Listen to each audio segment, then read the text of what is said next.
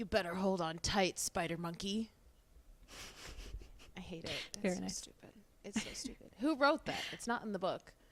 It's like a lot of the bad lines in this movie, you can be like, okay, that came from the book, whatever. Yeah. That is not from the book. Someone was just like, hey, let's have someone say that.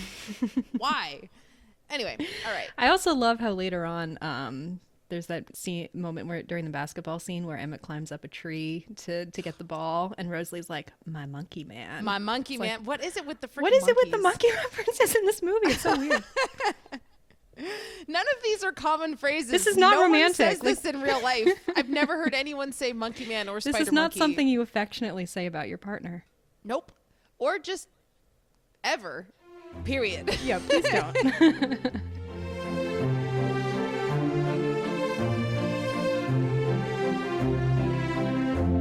Welcome to Your Pick, a film podcast. I'm Tatum. And I'm Geneva. We are two friends who love movies and love sharing them with each other. Each week, we take turns picking a film that is close to our hearts and talk about why it moves us, to tears, to laughter, and everything in between. We celebrate the craft of filmmaking, as well as the unique and personal ways we find meaning in the movies we watch.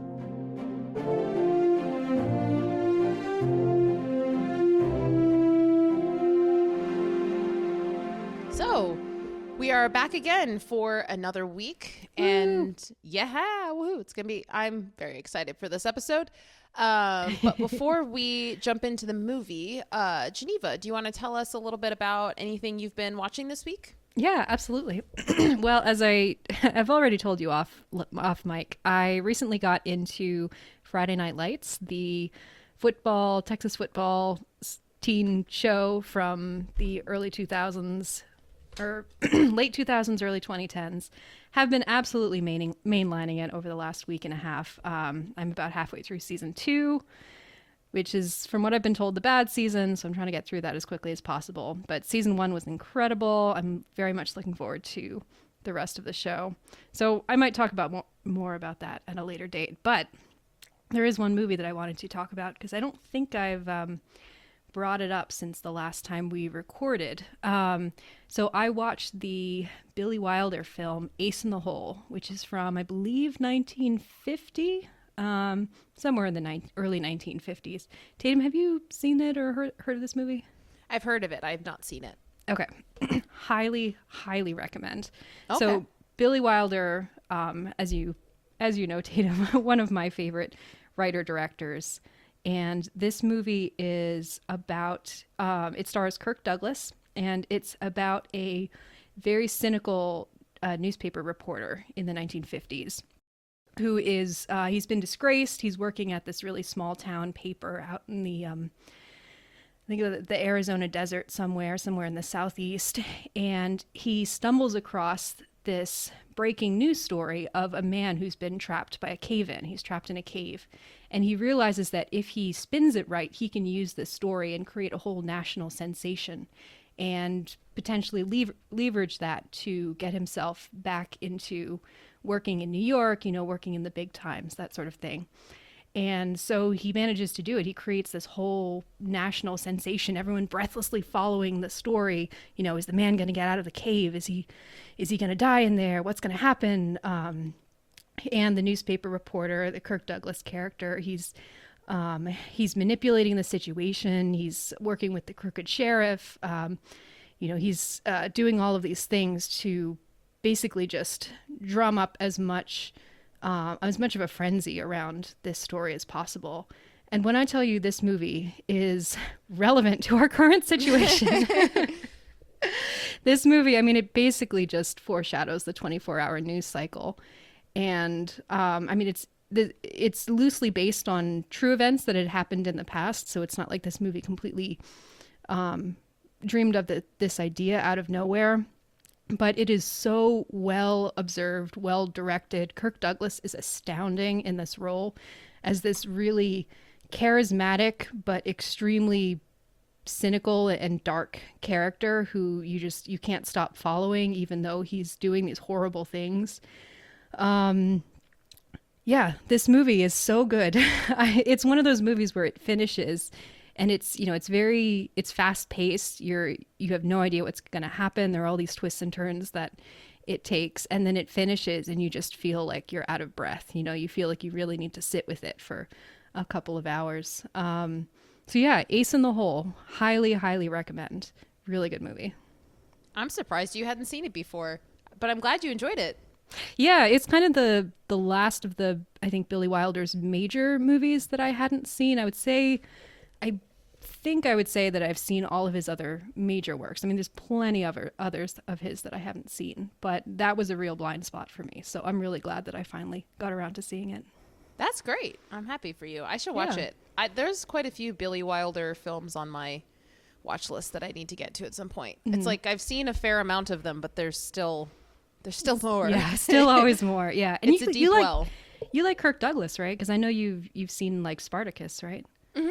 Yeah, I mean, my favorite role of his is Paths of Glory, which is a film we will talk about on this podcast that I know you haven't seen. Mm-hmm. I really want to see. Yeah, it's one of my favorite Kubrick films. Excellent, excellent, excellent movie that I feel like a lot of people haven't seen. I feel like it's kind of been forgotten. It's kind of the set the not I shouldn't say set the template for, but you know, one of the major war movies, and specifically World War I movies out there. You'll see it referenced a lot when a new World War I movie is released. I'm really excited to see that one. Other than the forgotten 1930 All Quiet on the Western Front, which has since been overshadowed by the recent Netflix film. Well, think of it as the recent Netflix film has told so many more people about this story, and the fact that there's an earlier 1930s one that's hope so. I genuinely hope that people will go back and watch it. But yeah, what have you been watching? Yeah, so I this week at work was actually a super rough week. I ended up reactivating a knee injury because one of the locations where we were filming on like the third floor of an apartment building that had no elevator. So I was running up and down all day and reactivated a knee injury. So that's unfortunate, but it also meant that yesterday I spent the entire day lying on my couch.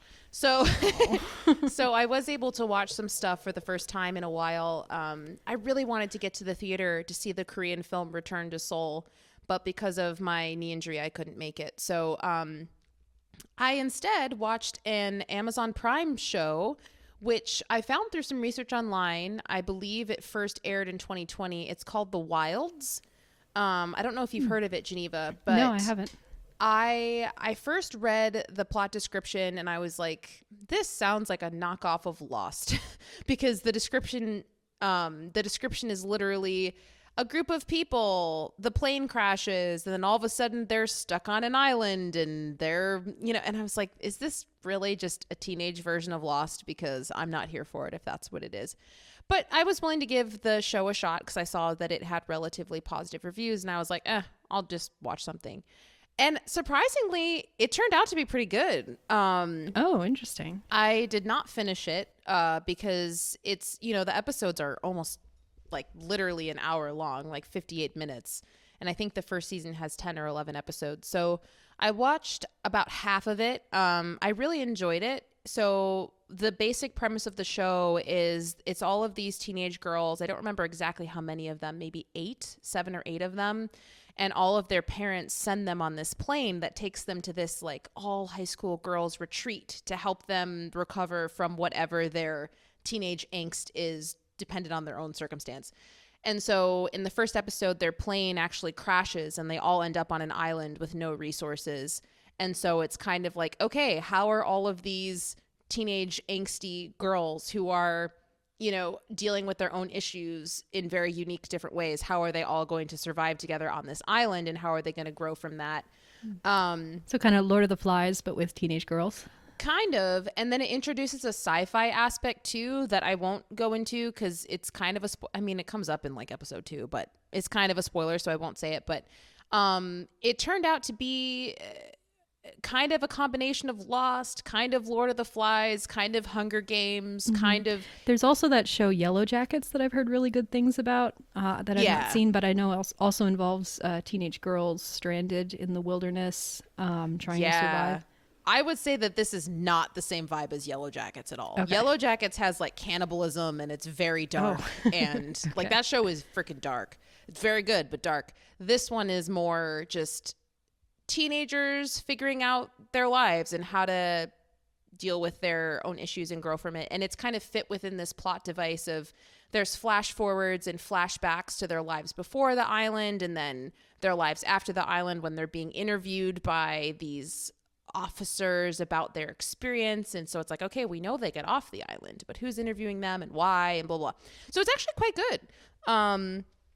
Some episodes are slower than others because each episode tends to focus on one of the particular girls on the island, and some stories are a little bit more intriguing than others. But overall, I enjoyed it. I look forward to finishing it. I feel like it's kind of a show that people haven't heard of and haven't talked about because I hadn't heard of it till I did research yesterday. But it's pretty good. At least season 1. Apparently there's a season 2. I don't know how that is, but yeah, I'm enjoying season 1. Okay, interesting. Is it a just curious, is it an American show or is it a foreign show? It's an American show. Yeah. And I really like that it has a lot of diversity. There's mixed people in it. There's Asian, there's white, there's so much representation, which I'm a huge fan of. So I love that as well. But yeah, so that's awesome. The Wilds. I would recommend it.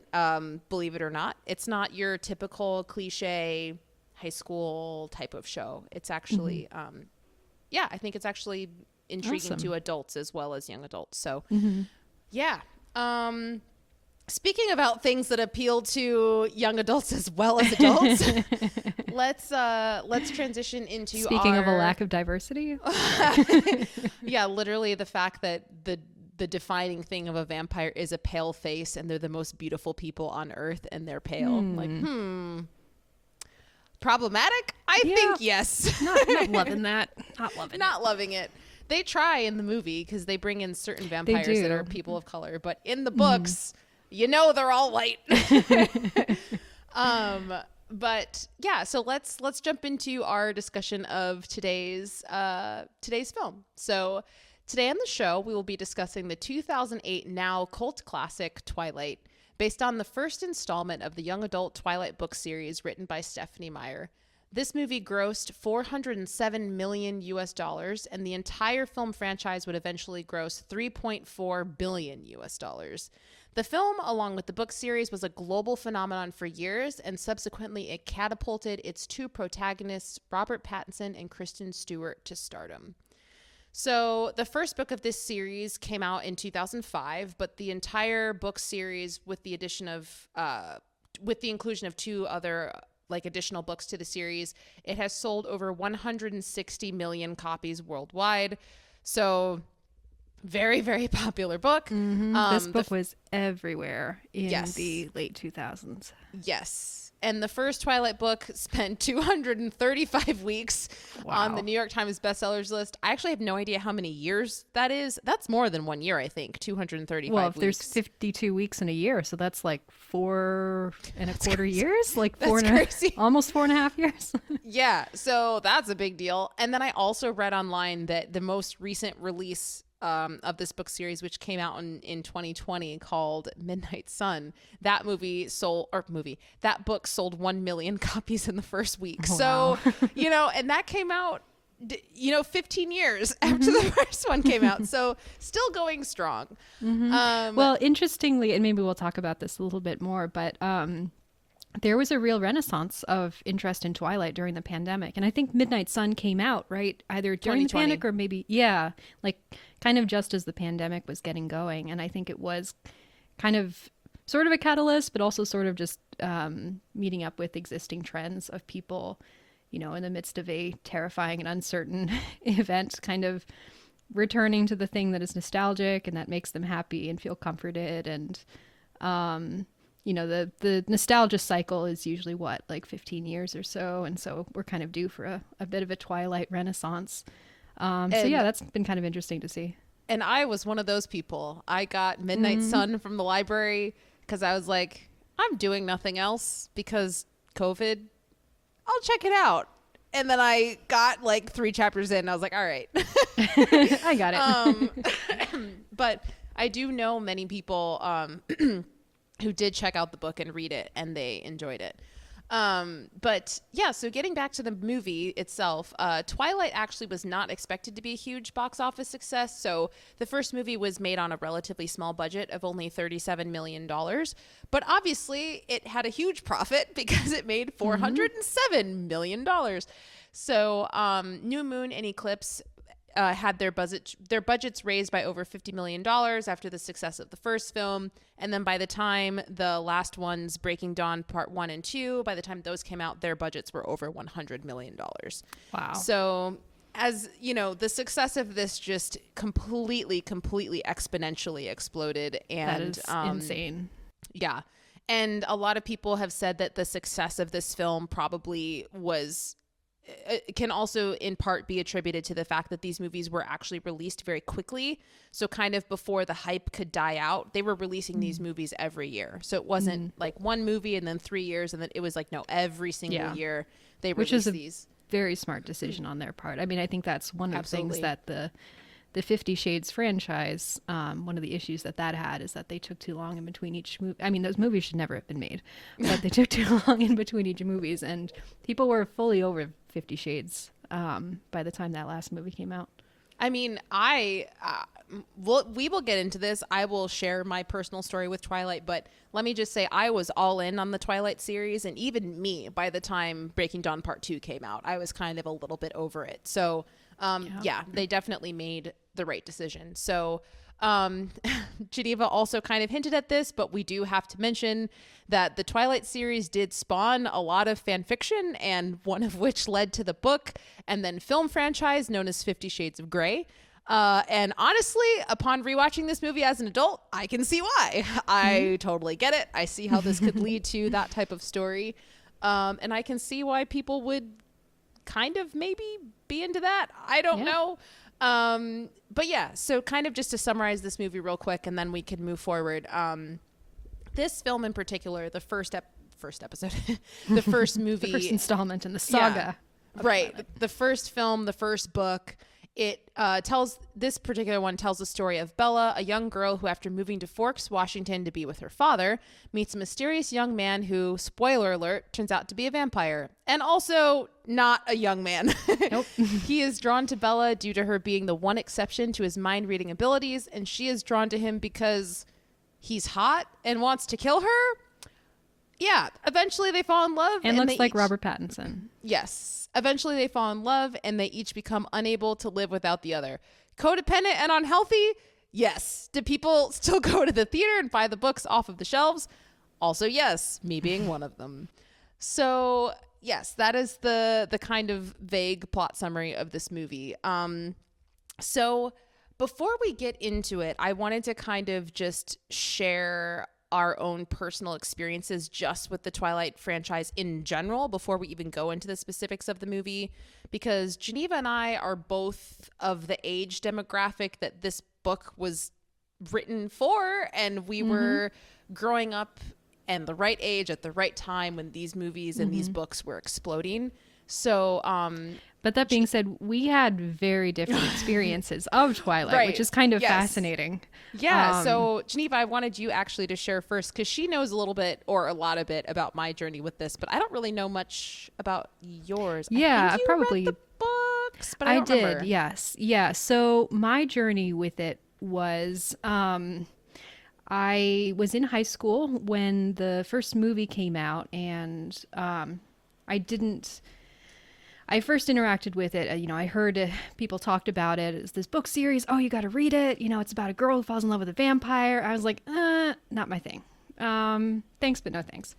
I did eventually read the first book. Actually, my pastor's wife lent it to me for some reason. Yeah. Whoa. So that's the context I read it in. Because of the abstinence themes. Probably. Honestly, probably. I read it. I was like, all right, it's fine. Not my thing. And kind of went about my life. But then shortly afterward, the Twilight backlash set in, and I got fully in on the backlash. So there was a blog that I used to follow that would do recaps of each chapter of the Twilight series. It was a man who would read each chapter and then recap it. He was a very funny writer. He hated the series. He just absolutely hated it. And so I had a lot of fun following those recaps. I ended up reading the rest of the books with the express intention of reading them so that I could poke holes in them and make fun of them. Oh, interesting. When they came up in conversation. And so, yeah, that's very much the mindset that I was in. I went to see, I think I saw the first movie not in theaters, maybe rented it on, got the DVD from Netflix back when people still got DVDs from Netflix or something like that. Months after the fact. Skipped the second one. I went to see the third and fourth one in theaters with friends like weeks after they came out. The theaters were almost empty. We sat in the back. We poked fun of it the whole time. The fourth one I think I didn't see until DVD months after it came out. So yeah, I was very much in the I don't really care about Twilight except to occasionally poke fun of it sort of mindset. And then, during the pandemic, I did a rewatch with a mutual friend of mine and Tatum's, which was a lot of fun. And then I saw it this afternoon, and that was my third time ever seeing the movie. And I gotta say, I don't know if we want to get too far into our thoughts about this movie at this point, but I've got to say, this third watch of this movie, this is a really well-directed movie. I kind of really enjoyed it. That's so funny. And I'm not going to say I'm like a Twilight fan now, but I was like, all right, I, for the first time, feel like I can see what people saw in this. And also, I have a lot of respect for Catherine Hardwicke and what she did in that first movie to establish the visual look of the franchise. I think it's a really surprisingly well shot, thoughtfully directed movie, considering what the source material is. The acting is a little bit wild, but also kind of works for what it's doing. And yeah, I had a really great time with this movie, I've got to say. It is ridiculous, but I can see why it's so popular, and I probably will rewatch this movie again at some point. Like, I really enjoyed it. This is going to be a really interesting conversation because I'll give you guys a summary of my relationship with it, but I will say, watching it this time around, I agree with you on certain points, but on other points, I have the exact opposite feelings. Like, I think this movie is terribly directed, and I think it looks awful. Like, it looks. I'll get into that later, but.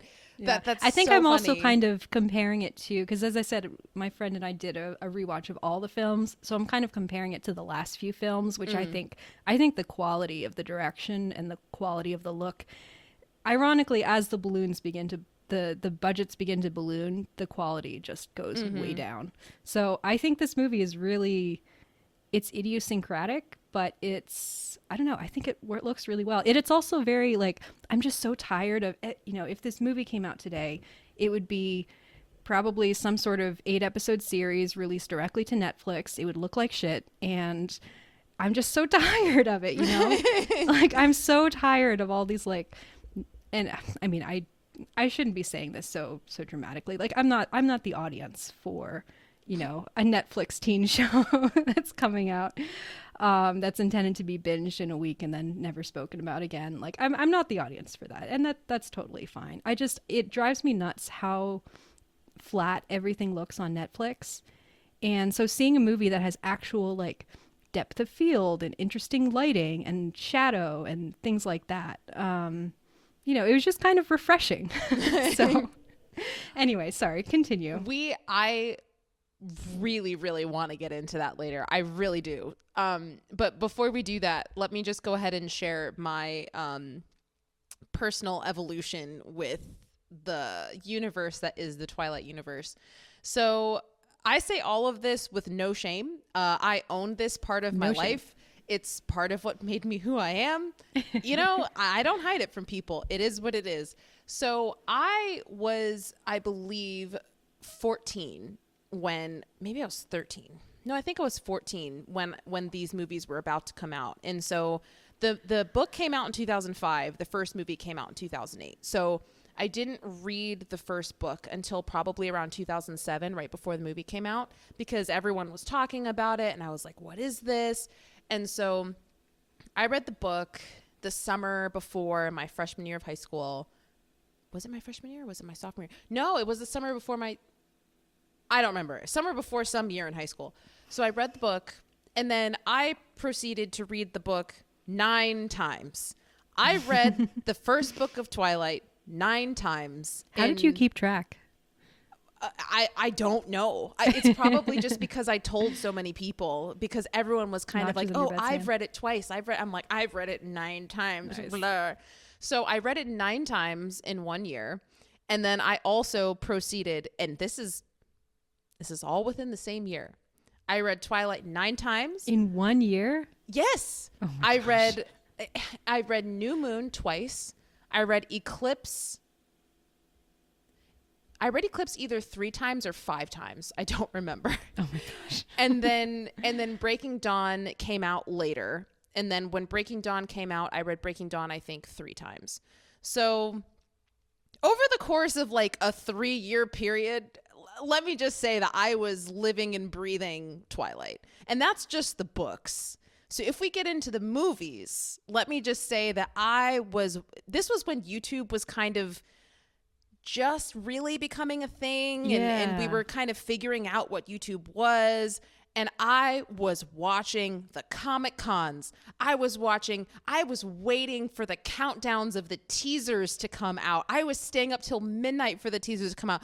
I was watching the teasers every day when I came home from school. I was reading the fan fiction online. Stephanie Meyer had a blog. I was reading her blog every day, waiting for her to release new information and behind the scenes info about when the movies were coming out and blah, blah, blah, blah, blah. It was insane. It was insane. And it was intense. I mean, we've all been there. You know, I have been there many times with other properties. Like, we've all been there. Yeah. And so it was crazy. And then by the time the movies came out, I was all into these actors. I was looking up, you know, what has Robert Pattinson done? Because obviously I'd only known him from Harry Potter. What has Kristen Stewart done? Who is all of the supporting cast? What have they done? What do they do? Oh, this person's a musician. Let me go listen to their music. This person, a lot of these people are actually musicians. So I looked up like all of their albums, listened to all of their music, you know, had their songs on my playlist, was listening to them on repeat all the time, like was buying the soundtracks. I had posters on my wall. I was buying t-shirts. Like I don't even want to know how much money I contributed to this franchise. God bless my parents for like buying me all of these things. Good heavens. And so then as time went on, I did go to the midnight premiere of Twilight, New Moon, and Eclipse. And as I mentioned before, by the time Breaking Dawn was starting to come out, I was aging out of it a little bit. I think I was a freshman or sophomore in college by the time the part 2 of Breaking Dawn came out. So part 1 and part 2, I did not see in theaters. I think I, you know, watched them somehow, some other way. So yeah, it definitely was like an exponential growth, and then not even a plateau, but just like okay, I'm over this type of thing.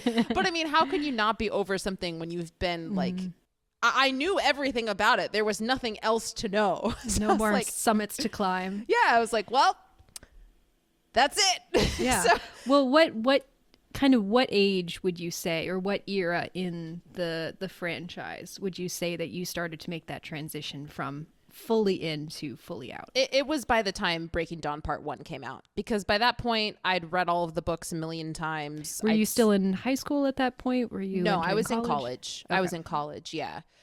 And so, yeah, that's kind of like the early stage of my journey with that, which was, I guess, a 4-year period. And then after that, I did not read the books. I did not watch the movies for a very long time.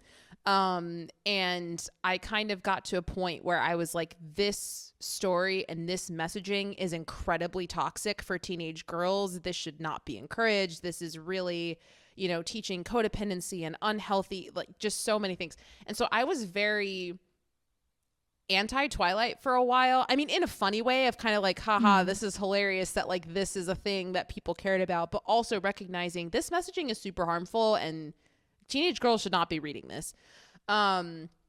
And then from there, it kind of just became a joke. Like, it was just hilarious. And I watched these YouTube compilations all the time of how much Robert Pattinson hated being a part of this movie. There's so many YouTube compilations of him just being like, yeah, this is fucked up.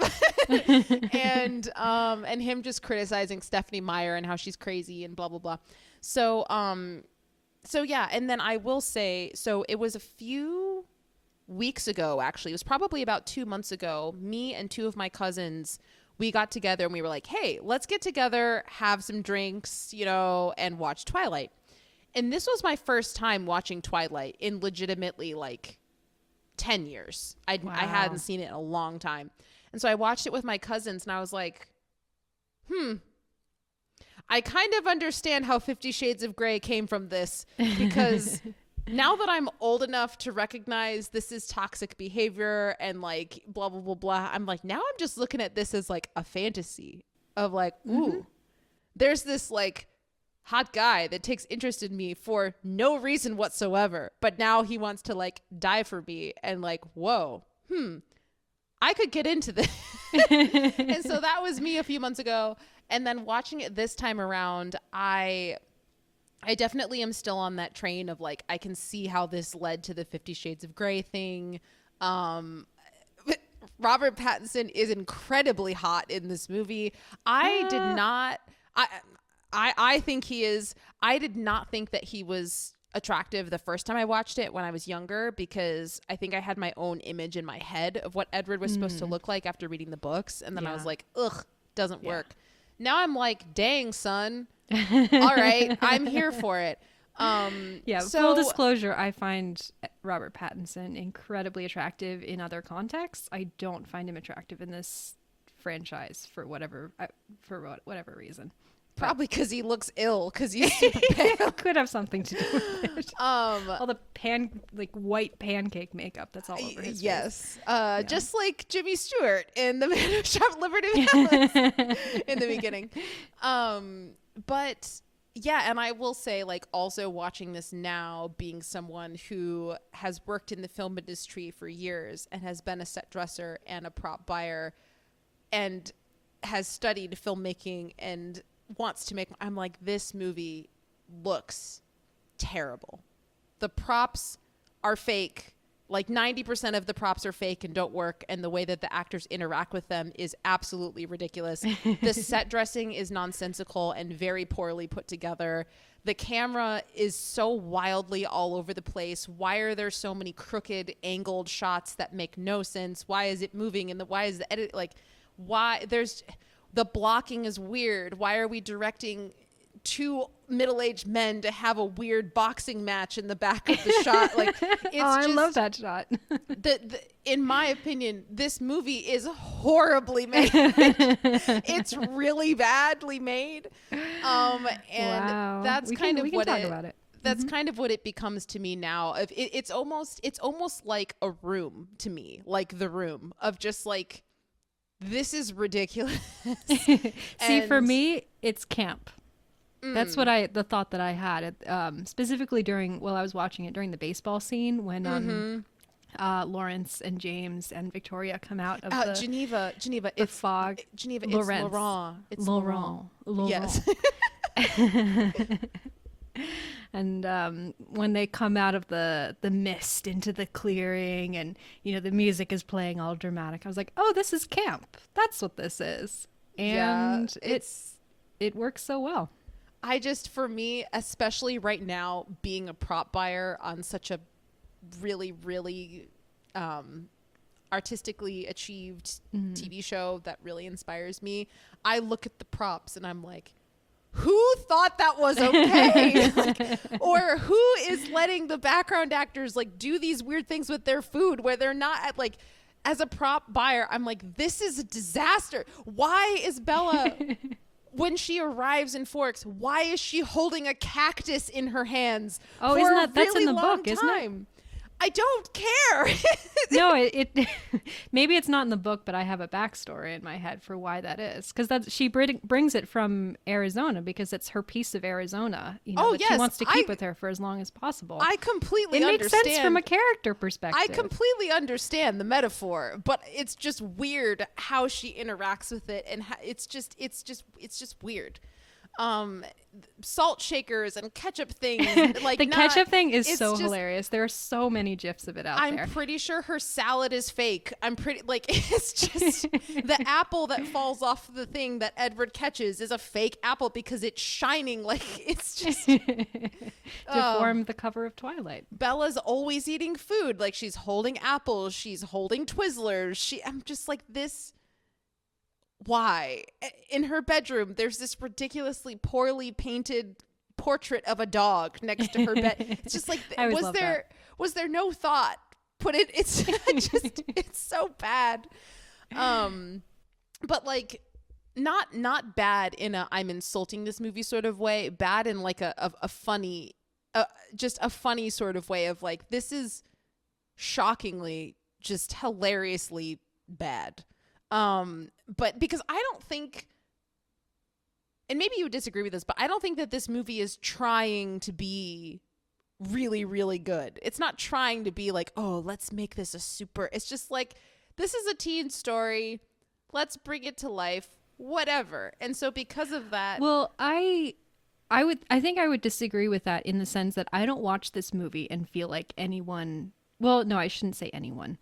'Cause I think probably some of the actors are like, whatever. I don't watch this and think that the director sat down and said whatever. I think the director sat down and said, I'm going to make this movie as the fulfillment of teen fantasy, which is what I think really works about it. Is this movie is so dedicated to creating the fantastical, sort of emotional, romantic ideas that are what caused that movie to the book series to become so popular. Like, they're all put on screen to the nth degree, and that's what I really love about it. Is like, I think a lot of care was put into trying to make this movie as kind of swoopy and dreamy and emotional and over the top as possible, and it's ridiculous at times. Like, there were so many moments during this movie that I just burst out laughing alone in my room.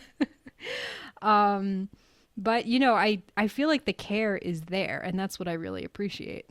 Well, I agree with you. I just think that the movie was something where it's like, let's make this the best teen movie that we can make. When I say it wasn't trying, I don't think that it was something where it's like, let's go for Oscars and let's try and make this a real. I don't think anyone had any illusions that this was some sort of like elevated movie. I just think for what it is, for the fact that it is a teen paranormal romance, it's really like there was thought and care put into it, and I think it's well directed for what it is.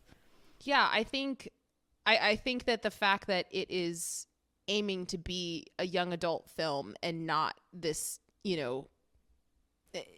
right. No one thought that they were making that, I don't know, Out of Africa or something. Yeah, like that's the reason that I can tolerate it, because it's like, okay, this is what you're trying to. If it was trying to be then I would be like, this is a complete train wreck. Yeah. This sucks. Well, like when I say that it's camp, I'm thinking of kind of the original definition of camp. I mean, Susan Sontag notes on camp. I mean, it's been a long time since I've read that essay, but this idea of camp that is something that is so sincerely performed. I think we often think of camp as something that where there is all of this irony to it, and it's intentionally bad, that sort of thing. But the original definition of camp, that is something that is very, very sincere, and that's what I see in this movie. Is like there's a lot of, I think, sincerity to it, even through all the ridiculousness. I do think there's I think that there can be sincerity and also lack of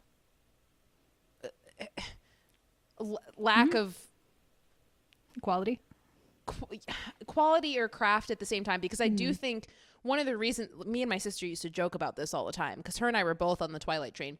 One of the reasons that me and my sister would like laugh about this was because because again, I was all in on like the interviews and blah, blah, blah.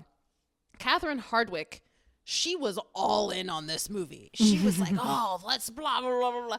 And so she genuinely was all in on this. And it was like, girl, you need to chill out, because this movie actually is really not like, and I think that the fact that she was trying really, really hard and there's still all of these other errors. I get it. If you want to make something campy, or if you're appealing to a teen audience, which this movie obviously did, because I watched all of these things and I didn't care if the food props were fake. I didn't care. And it doesn't matter. I'm just saying, for me now, being where I'm at, I can't not look at those things. I still appreciate the movie for what it is. I see what it's doing. I see how it's appealing to its audience, which ultimately, that's the point of this movie, to appeal to its audience. And it does work, and it did work for me. But given where I'm at right now, I still enjoy it, but I'm like, man, some of these decisions are not just not. I get it. The budget wasn't necessarily there, and yeah, blah, I was going to blah, blah, ask about the budget, because it makes sense that there would be a lot more corners that need to be cut in terms of, you know, things that are not necessarily, someone who's not highly attuned to the props and set dressing of a movie, they might cut corners in those areas. Because I didn't really notice, you know, I noticed the ketchup bottle thing when Bella and Charlie are eating dinner in the diner, just because so many GIFs have been made of that. It's a really hilarious moment. But I can't say that I noticed a whole lot of else of the things that you're noticing. Well, God bless you and people who don't work in props and set dressing, because when you work in that stuff, you notice it, because I mean, that's literally my job. Like, my job is to read scripts and think intentionally about, how do we get the right prop? How do we make it look realistic? How do we make it fit this character? How do we make it feel natural? That is literally my job. And that's like literally what I'm doing every single day right now. And so when I watch something, that's just naturally where my brain goes, because that's what I'm thinking about 12 hours plus every day right now. But anyway, so let's move on from that a bit. Sure. I don't necessarily know. So I've got notes that I wrote throughout the whole movie, but we don't necessarily have to go through this chronologically. We can if you want, but I guess I'll just ask you, is there anything in particular that you want to make sure that we touch on? If not, I think I'll just go through my notes chronologically here. Yeah, I'm fine going through chronologically. I would love to talk about some of the side characters in this movie, because that's something that really stood out to me, and I think one thing that really contributed to the much warmer reception that I had to this movie from previous viewings. But maybe we can structure it however you like to, and we can just kind of touch on those sorts of things as we can do that now. Okay, yeah. I mean, one thing that I sort of noticed this time around is I feel like, well, you had mentioned the moment where Bella and Jacob are having a talk, and in the background, Charlie and what's Jacob's dad's name again? Billy, thank you. Yes, Billy are having a little play fight in the background. I found that scene to be so charming. I think I always kind of have, but I'm biased because Charlie's my favorite character. I mean, he's just the best character in the whole franchise. But there are a lot of little moments in this movie, especially watching it with subtitles on, and sometimes they will catch things that background characters are saying when that's not the focus of the scene. So there will be things that Bella's friends are saying to each other when the focus of the scene is supposed to be on, you know, Bella staring across the cafeteria at Edward or whatever. I just feel like there's a lot of life to this movie in a way that I had kind of never really noticed before. There's all of these characters at the edges who kind of have their own thing going on. You know, the Bella's friend group. This watch, I got a sense of these established dynamics and how she's coming in and causing all of this disruption because all the boys are flocking to her and the girls are kind of annoyed. You know, there's this long-standing friendship between Charlie and Billy. He's kind of the only person that Charlie is able to open up to around, I really enjoyed a lot of the side character performances. I mean, they do get kind of annoying at times. Like some of Bella's friends, like they need to calm down.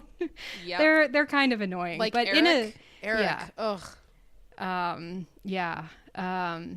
But in a way that I sort of, that I just found kind of charming. I like that the fact that this movie has an eye on the fact that there are more characters in this universe than Edward and Bella, which is always a big complaint that I had about when I read the books. Is just, I mean, Edward and Bella barely have characters in the books, but it's far more than anyone else in this universe gets. They all only exist in relation to Edward and Bella. So I like the fact that there's stuff going on in the margins. There are conversations that people are having, just off camera. There's a little bit of personality that certain actors, particularly Billy Burke, who plays Charlie, get to put into their characters. There's kind of a small mini arc in the movie of the relationship between Bella and Charlie, which I really wish there was maybe 10% more, because I love that relationship and I wish we could have seen a little bit more of it. But that's one thing that I really appreciated about this movie this time around. That's actually another point that I disagree with you on in terms of the books, not the movie. Okay. Because, well, I guess it's the books compared to the movie, but I feel like, granted, I, unlike Tatum, only read the books once, and that was back in high school into college. So it's been over a decade at this point. Yeah, because for me, unfortunately, the books are so ingrained in my brain. Like, even though it's been a really long time since I've read them, I still remember everything because I read them so many times. Mm-hmm. There's actually a lot of detail for the side characters in all of the books. Like, we get really in-depth backstories to others of the werewolves, to others of the vampires, to Bella's friends at school. We get a lot more of them in the books, which is kind of, I feel like, true with any book to screen adaptation. But that's one of the things that I do find lacking in this film, because I know that there's a lot more to these characters that exists in the books, at least in my opinion. But in the movies, it's kind of cut short to just focus on Bella and Edward. So okay, interesting. I think so. Yeah, that's just a reading that I have, but I do agree with you that the supporting characters, there's a lot going on there. I just feel like, for me, we get that information and more about their lives in the books than in the movie. Because I feel like in the movies they just show up to push Edward and Bella forward and then they disappear. Right. But I will agree with you that I think Charlie is the best character. I think 100%. I also think that Billy Burke gives the best performance in this movie. 1,000%. Yeah.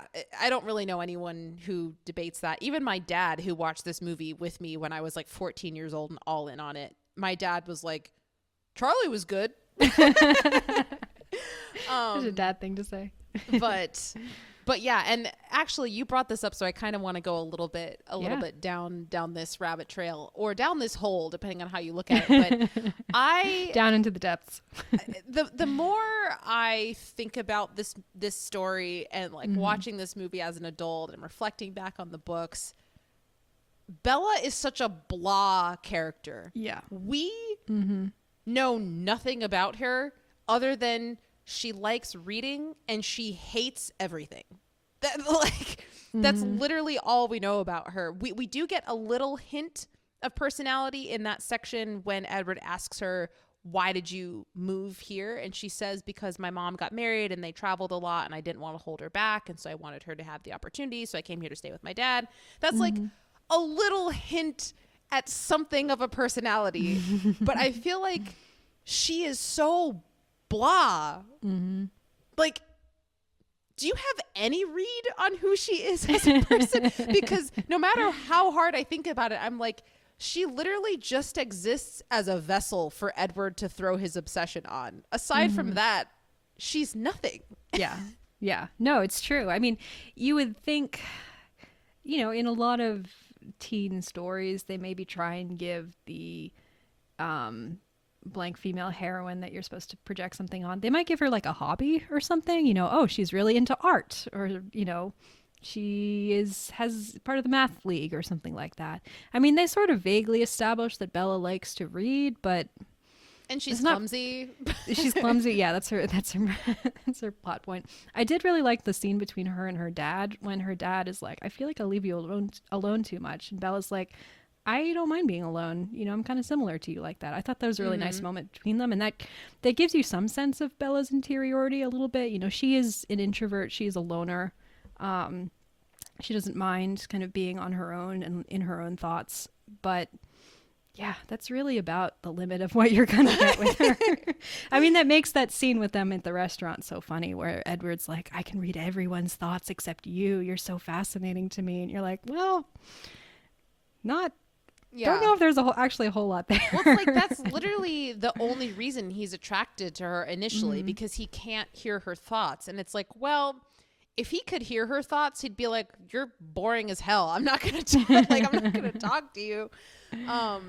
But yeah, I think that is a really interesting thing, that she's such a boring character, and literally the reason why he's attracted to her is because he doesn't know how boring she is. I will say, and I don't think this is necessarily an original thought to me, I feel like I've heard someone else express this with relation to Twilight, but on this rewatch, Kristen Stewart's performance worked a little bit better for me than it has in the past, in large part because some of her physicality and the physical sort of tics that she does, that she puts on, are just so, I don't want to say strange, but they're just, you know, they're a bit unusual, and that gives Bella some sense of individuality, you know? Like, she doesn't really talk or act like your average person, and certainly not your average person in a teen YA novel. You know, she's not like perfectly graceful and still. She's got weird hand motions, and her mouth will move a weird way, or she'll pause at weird points in her sentences, and I don't know, it's a kind of natural to the way teenagers talk in certain ways, unnatural in other ways, but at least it gives her something that's, you know, a bit unique. It's also very awkward. Like, I can see why, you know, we all kind of made fun of Kristen Stewart for years, which I really love her as an actress now, so I'm kind of ashamed of that. I do think she's giving an intentional performance here. I don't think it entirely works, but it's also, like you say, Bella's just such a blank slate of a character. So blah. You got to do something that's a little bit weird in order to liven her up, you know? Yeah, I don't know. I find it to be very odd, because I remember when I was younger, I didn't really care about their acting performances at all. I was like, oh, I just love this story. But then as I got older, I was like, gosh, like the acting performances are so bad. And then I got to a point where I recognized, I was like, no, these actors are actually really talented. So what's going on in this movie in particular? And I think watching it now, knowing kind of where these, you know, Kristen Stewart and Robert Pattinson in particular, because the rest of these actors they haven't really gone on to be as relevant as Kristen Stewart and Robert Pattinson have.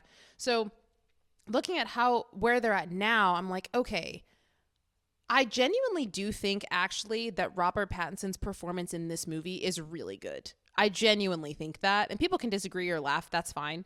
I think that Robert Pattinson is an incredibly, incredibly talented actor. He's actually one of my dream actors. I would love to write a script for him and have him star in one of my films. Won't ever happen, but I would love that. I think that he gives a stellar performance in this movie.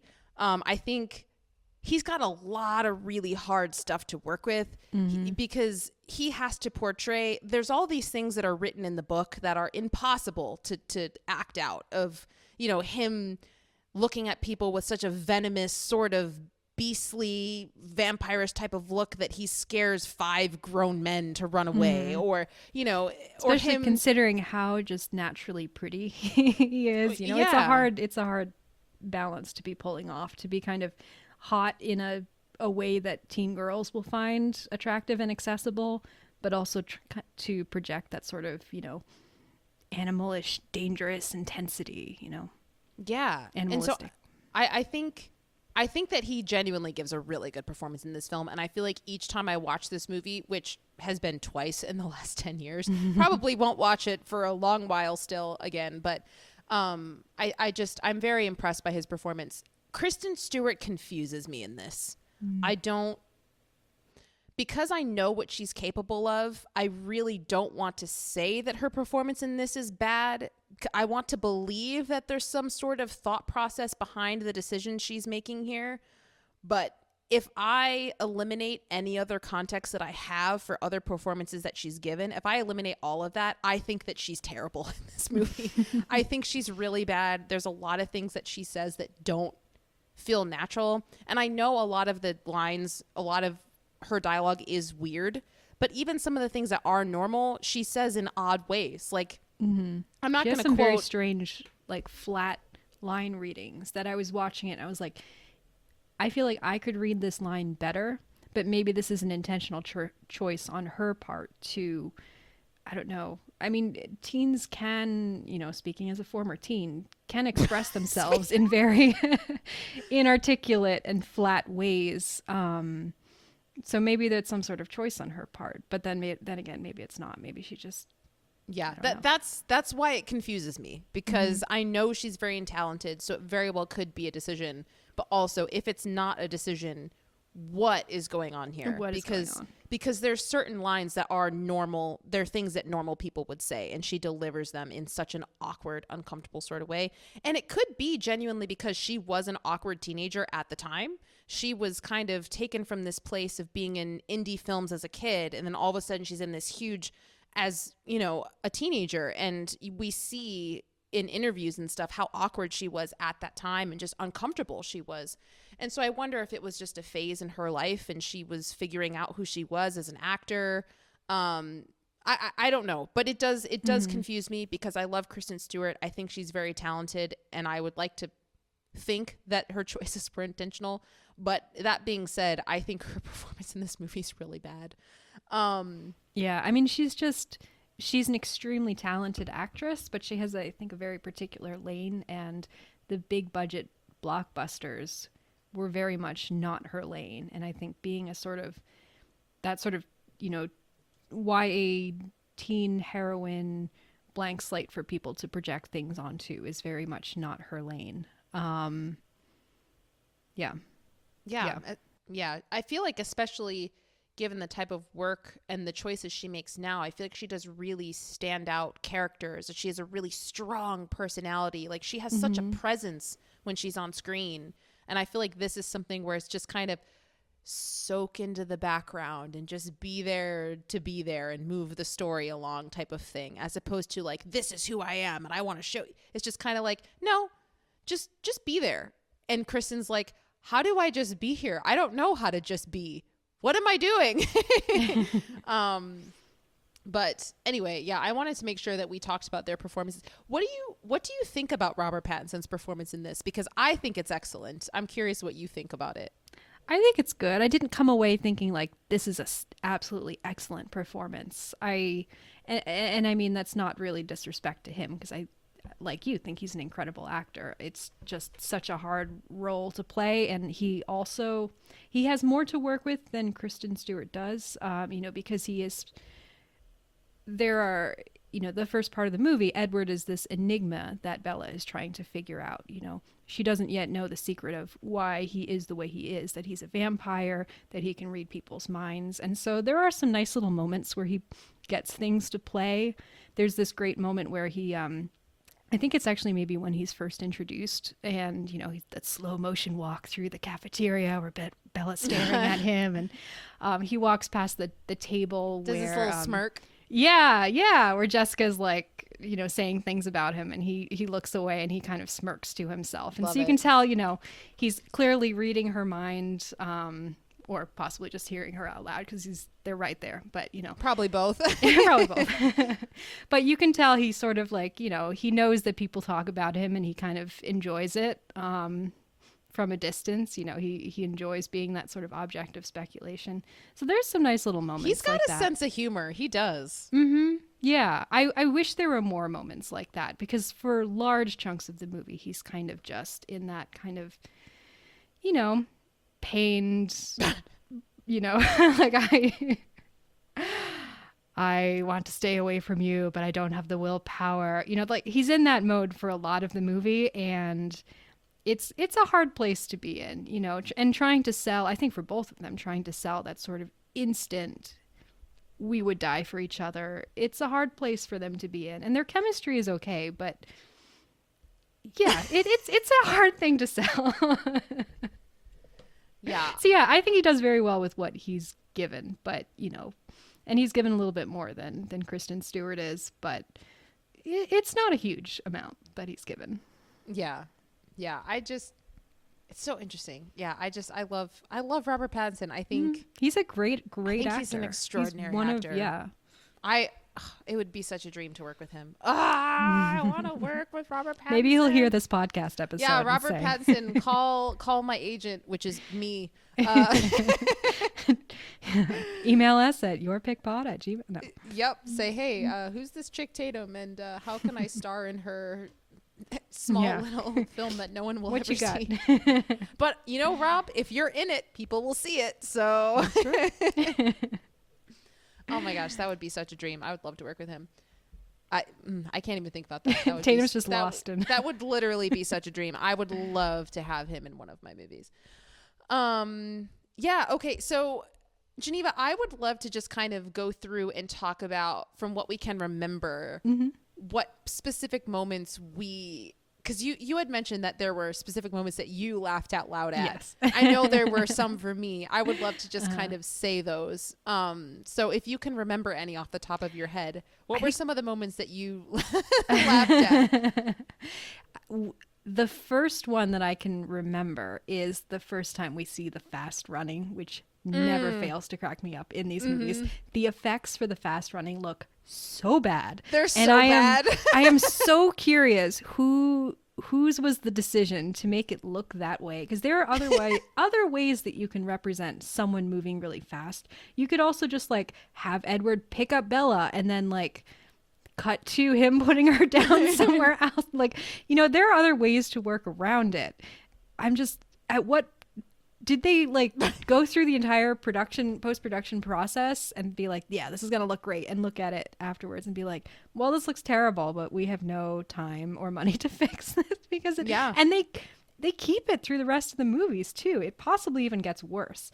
So yeah, these movies, I find it to be very inconsistent. Like, I do think there are very few moments in this film where it actually looks good. Like, they look like they're running really fast and it looks realistic. Very few moments like that. But I do think potentially it was a budget issue. It's like, we could have done this, but they do the same thing even when the budget expands. And they have so many other, I mean, the budget expands and they have so many other bad effects that they start bringing in. Like all the effects in the later movies where they're tearing the vampires apart and they just look like they're made out of marble, and they just kind of like, well, Geneva, they are supposed to look like they're made out of marble. Yeah, that's how it's described in the book. I mean, you can describe something in the book and then it's just not going to look good on film, you know? Well, okay, that brings me to a moment that I always laugh at every time in this movie. when Edward, like, very aggressively grabs Bella's arm and is like, you need to see what I look like in the sunlight. And then he goes up to the sunlight and he that like might opens be the his first shirt. Fast running part. Maybe, yeah. And he opens hilarious. his shirt and she's like, you're beautiful. And it's like, this is the skin of a killer, Bella. In the book, it is described as like the diamonds look like blah, blah, blah. It's the most beautiful thing you've ever seen. And in the movie, she's like, you're beautiful. And he really just looks sweaty.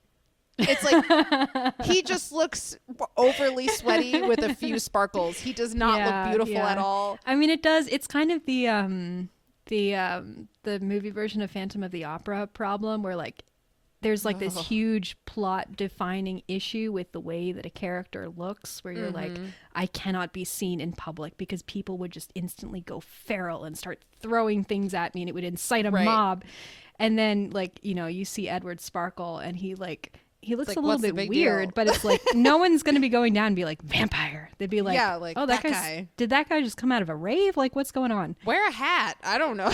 You know, it's fine. And to be clear, with Phantom of the Opera, the issue is that when we see the Phantom's face at the end, if you have not seen the movie, I mean, it's kind of a big plot point that his face is supposed to be so, you know, grotesquely disfigured that the people of 1800s France would, burn down the opera house. And instead he looks like he has like sunburn, minor scarring. Yeah. It's not, yeah. Anyway.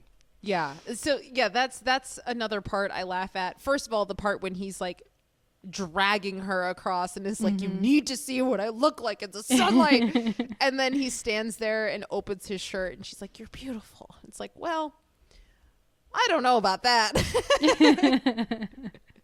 And then it proceeds to the whole thing where he just goes crazy and is like, so you think you could outrun me?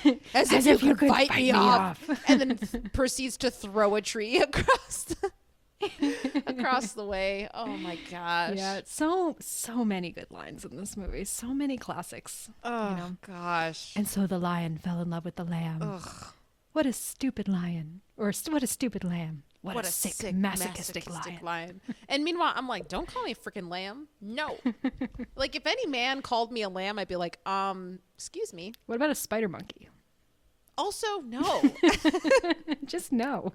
Just no. Something that is not entirely this movie related, but kind of is, that always makes me laugh, is the opening of this movie. I think you've seen this, Geneva. I think you've seen this, but the opening of this movie always reminds me of that Will Forte episode of Parks and Rec, where Will Forte demands that Twilight be put in the time capsule. I forgot about that episode. And he like chains himself to this bench in Leslie's desk, and he's like, Leslie, if I just tell you about Twilight, maybe you'll understand.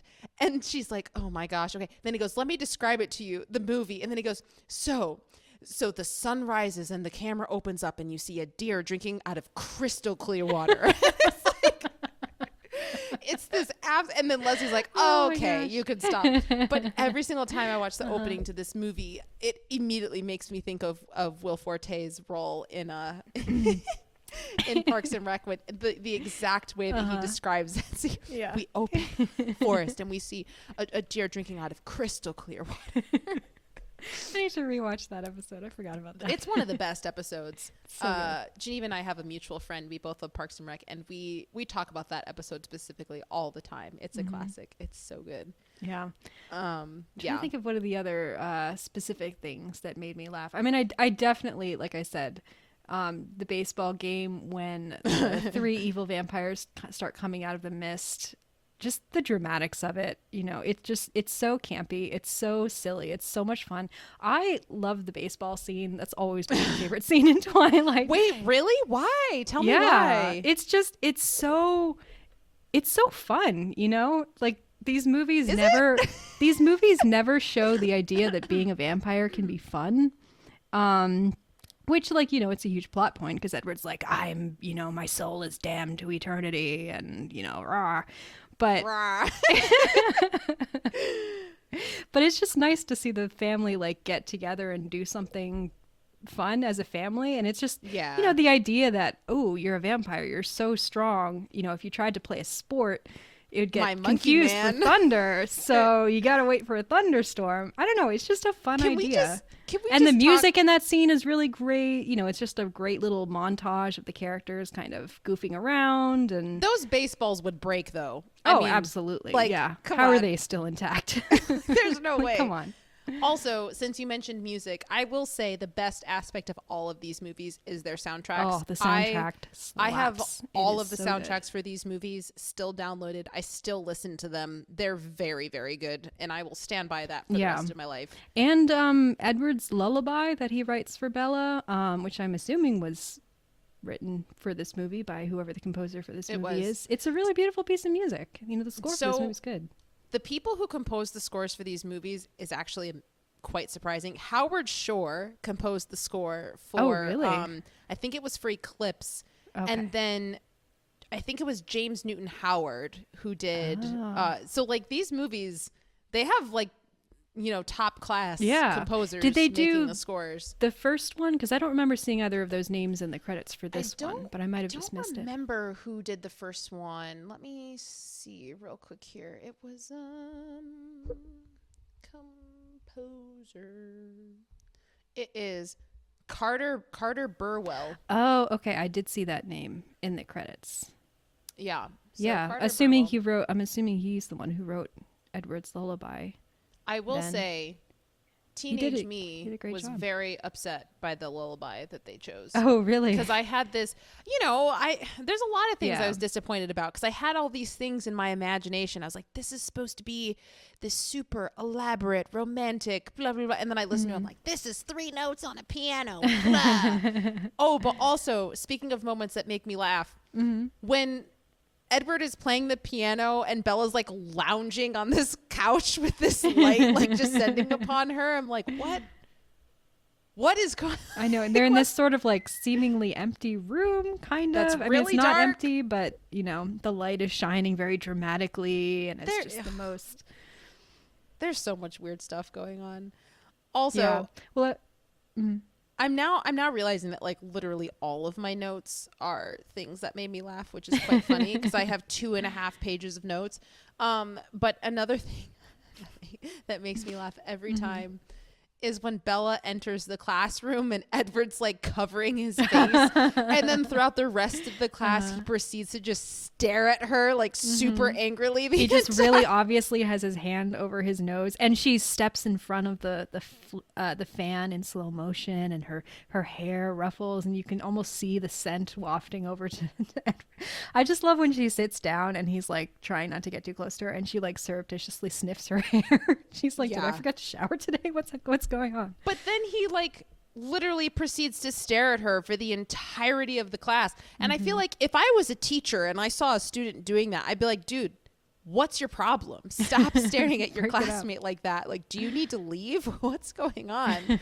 But yeah, I just think that scene is hilarious. And again, that is something that was written in the book and is so hard to play in real life. This concept of I'm sitting next to someone who is quote my own personal brand of heroin and I'm trying to resist them, and I just feel like that's something that when I read it on the page, like when I read it on the page, it was so clear what it was and what it was supposed to look like. But then when you think about translating that to an actual like real life camera with real people, it's like, oh, that's pretty impossible to do. Yeah. Well, it's a hard thing to do, especially, I mean, I'm assuming so much of that scene is supposed to be internal, what's going on with Bella and the way that she's reading Edward, and Edward's giving off these weird mixed signals. And it is hard to translate those sort of visual, those things into visual cues. I mean, that's something that every book to film adaptation, I remember the Harry Potter series in particular often had difficulty with that. So yeah, it's an awkward scene in certain ways. But it's so great. It is. Yeah, and just kind of going into the screenplay a little bit too, and just more things that just make me laugh. Like there's this scene where I think this might be when Edward finally comes back to school, but Bella walks into the classroom and Mike is there, and he's like, "How you liking the rain, girl?" It's like, what? But also, I get it. Teenage boys are freaking weird. They are, but yeah. it's just a weird line. I enjoyed the by the way, in bringing up the actors and how their careers went. Anna Kendrick obviously has had some more success right. than some I of the forgot to others. mention Not Anna as much Kendrick. as Robert Pattinson and Kristen Stewart, but she's done really I mean, well. she's got an Oscar nomination under her belt. Yeah, she had, led the Pitch Perfect franchise, and I really enjoy the energy that she brings to this movie as this sort of nice, like, antagonistic, clearly hates Bella's guts, but is also trying to be nice, trying to be sort of the nice, peppy, high school valedictorian person. Yeah, I don't know. I enjoy her energy. Yeah, I think she's great. I think Anna Kendrick does a great job of portraying who Jessica is in the books, because she is very much so like she does not like Bella at all, but she's like, oh, Bella's the new popular girl because she's new and I want to be popular, so I guess I'll hang around her even though I don't like her at all, and she's stealing this guy who I really like even though she's not into Mike at all. But yeah. So another thing is I think that this biology teacher is super into biology. Can I just say that? Like He needs to tone it down. he's very excited about his work. And dude, I'm happy for you, but also chill out. I really enjoyed the Golden Onion Award right. that he announces, and then later you just see Bella carrying it. So clearly she and Edward won it. It's just a nice little detail to round out the world of the story. Yeah, and I will say there are a lot of things about these movies that I do feel like, for me being a book reader, there are certain things that I think I'm able to appreciate more than others who haven't read the books. Because, for example, maybe this does come across, but I feel like there's certain things that don't, like the scene when Bella and Edward are looking in the microscope and stuff. There is this element of, in the books, it's literally supposed to be, he looks so quickly at the microscope that it's supposed to be like humanly impossible how quickly he can tell what phase the cells are in. Like, he just I don't looks, think and that really comes across in the movie. In the movie, it's more about the kind of antagonism is too strong a word, but the way that they're feeling each other out, which I think is pretty well done. They're both sort of trying to exert control into this situation, where at first both of them want to be sure that they take a look so that they're getting the answers right. But then over time, as their conversation develops, they're gaining trust, and then Bella is willing to have him look and for her not to look, because she trusts that he's getting the right answer. I think the first time around, he's kind of like, he wants to check her work because he doesn't think that she can do it right, and he checks and he's like, oh wait, that's actually right. You know, like it's a little moment that's full of kind of character developing features, I guess. Yeah, I do like that scene. I just like how, for me as a book reader, there's certain things that happen in addition to other things that I can pick up on and be like, oh yeah, that's an added element. I remember when I watched Breaking Dawn however many years ago, my mom kept asking me, she was like, Tatum, why do they keep showing these scenes of Bella and Edward playing chess? I don't get it. They're just like, why are they playing chess? And I told her, I was like, oh, because in the books, it's like this whole thing that's like this special thing in between the two of them, because she's the only person whose mind he can't read. And so it's the only person that could challenge him in playing chess. And so it's this romantic thing that kind of helped establish their relationship. My mom was like, well, if I hadn't, like, I don't pick up on that at all. They're just playing chess and it's weird. But I just love how there's these other things that I am able to pick up on watching these movies, because I've obsessively read the books. It just adds an extra little something. But we also, in this scene with the microscope, we get one intense shot of Bella's thirst face, and it's like, whoa. All right, she's feeling the hots right now. It's pretty intense. Her delivery of the line, I don't like rain, any cold wet thing, and she looks like she's about to throw up. It's very strange. Yeah. Like, what exactly are you, like, what kind of rain have you experienced?